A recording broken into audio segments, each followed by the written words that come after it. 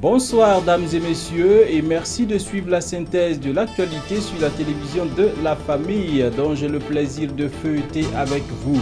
Eh bien, sans transition aucune, disons, on prie pour la paix au Burkina Faso, au MBIE.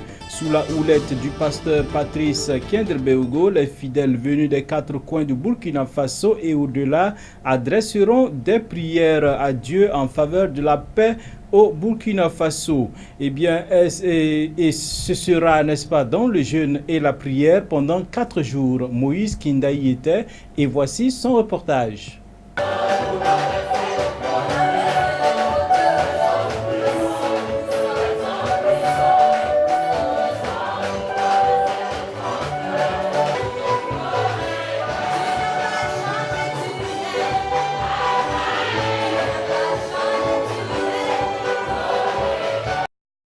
Et c'est parti pour le séminaire de fin d'année organisé par la Mission biblique internationale d'intercession et d'évangélisation dirigée par le pasteur Patrice Kendrebeogo, dont l'ouverture a eu lieu ce mercredi 26 décembre 2018 et ce jusqu'au 29 décembre 2018. À l'ouverture de ce séminaire, le pasteur Patrice Kendrebeogo, président fondateur de la Mission biblique internationale d'intercession et d'évangélisation, a dépeint d'abord la situation actuelle du monde et celle du Burkina Faso, une situation marquée par l'insécurité grandissante et selon lui, le Burkina Faso est malade. Le Burkina Faso n'est pas aussi épargné.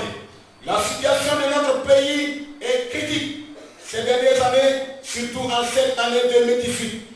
Malgré la grâce de Dieu que Dieu nous a accordé à travers une bonne saison pluvieuse, en cette année, nous ne pouvons cependant pas ignorer l'état actuel de notre chère nation. Ce pays n'appartient pas à une seule personne. Il n'est pas le pays du président ou d'un tel ministre quelconque seulement, mais c'est aussi ton pays, c'est mon pays. C'est pour ne pas jouer la politique de l'Autriche que nous osons affirmer que le Burkina Faso est malade, sans aucun penchant politique, ni pour tenir des propos démagogiques. Notre nation a des difficultés dans beaucoup de domaines. L'incivisme va grandissant, l'autorité de l'État est bafouée, on assiste à une rébellion s'emparer au niveau de la jeunesse.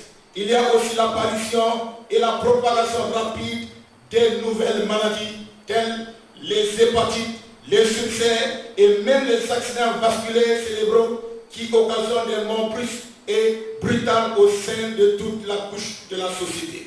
Les terroristes troublent le pays et pratiquement tous les côtés. Selon les chiffres officiels, plus de 600 écoles sont fermées à cette année scolaire. Imaginez alors combien d'élèves n'ont plus accès à l'éducation.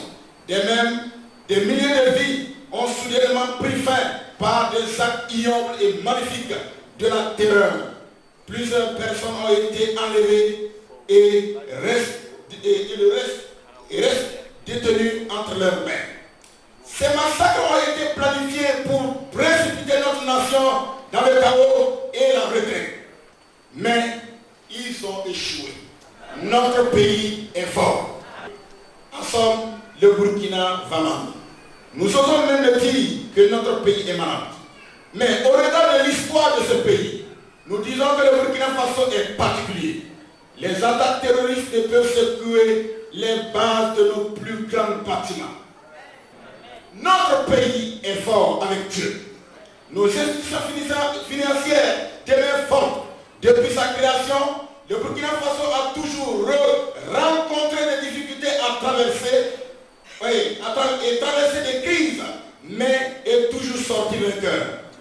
Le thème principal, si mon peuple sur qui est invoqué mon nom s'humilie, prie et recherche ma face, s'il se détourne de ses mauvaises voies, je l'exaucerai des cieux, je lui pardonnerai son péché et je guérirai son pays, sera traité par le pasteur Patrice Kendrebeogo. Le ministre d'État Simon Compaoré, qui était là au nom du président du Faso, apprécie la tenue de ce séminaire. D'invoquer la puissance de l'Éternel pour obtenir ses grâces, il n'y a rien à dire.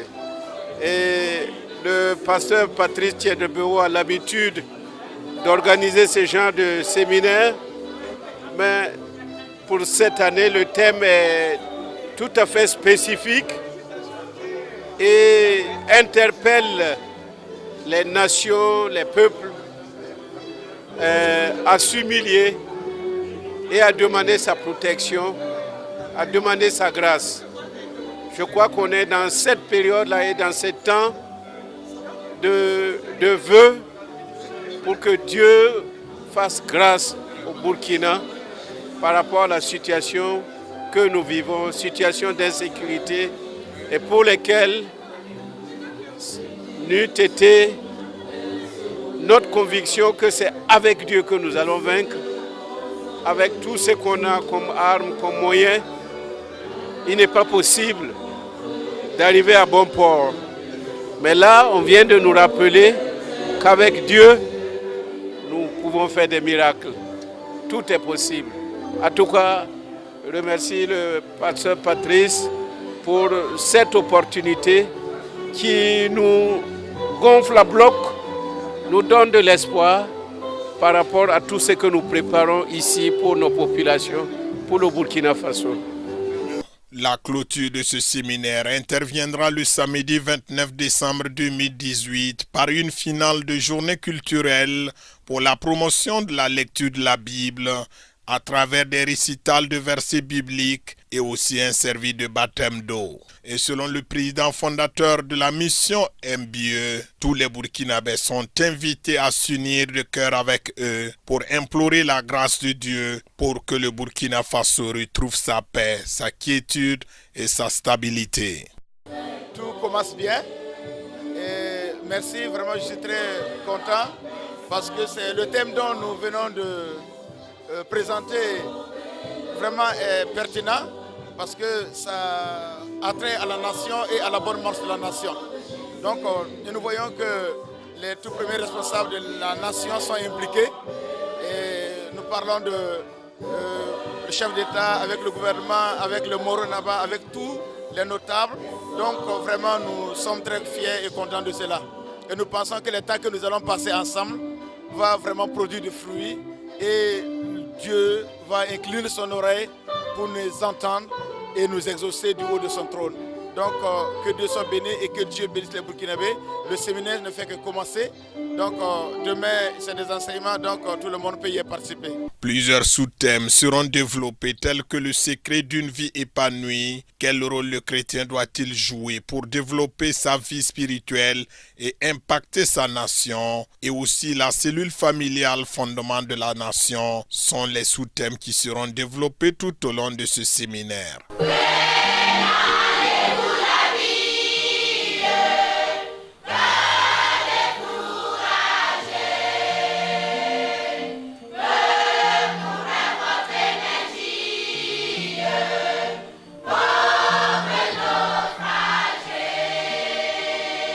À Madagascar, et nous sommes à l'international, le verdict des urnes après le second tour des élections présidentielles donne Andry Rajoelina, voilà, vainqueur.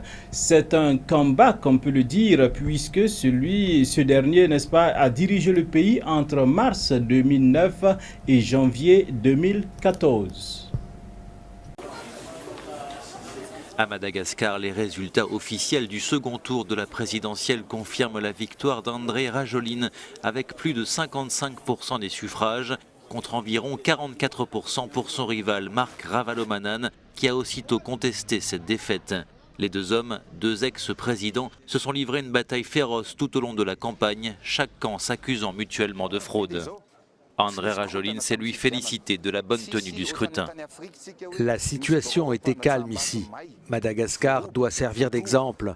Un pays ne doit pas toujours être gouverné par les mêmes dirigeants. La démocratie règne dans ce pays. La Haute Cour constitutionnelle dispose de 9 jours pour valider ou non les résultats suite au recours déposé par Marc Ravalomanan qui avait été renversé en 2009 après 7 années au pouvoir. Le duel très médiatique entre les deux ex-présidents a semblé éclipser les problèmes de fond du pays, l'un des plus pauvres d'Afrique, en proie à une instabilité politique chronique. Pendant ce temps, en République démocratique du Congo, la tension est vive. Ce pays attend, n'est-ce pas, de vivre les élections présidentielles le dimanche prochain. L'ambassadeur de l'Union européenne dans ce pays a été sommé de quitter le territoire congolais. L'ambassadeur de l'Union européenne en République démocratique du Congo, déclaré persona non grata. Kinshasa a enjoint l'UE à rappeler dans les 48 heures son représentant, le diplomate belge Bart Ouvry.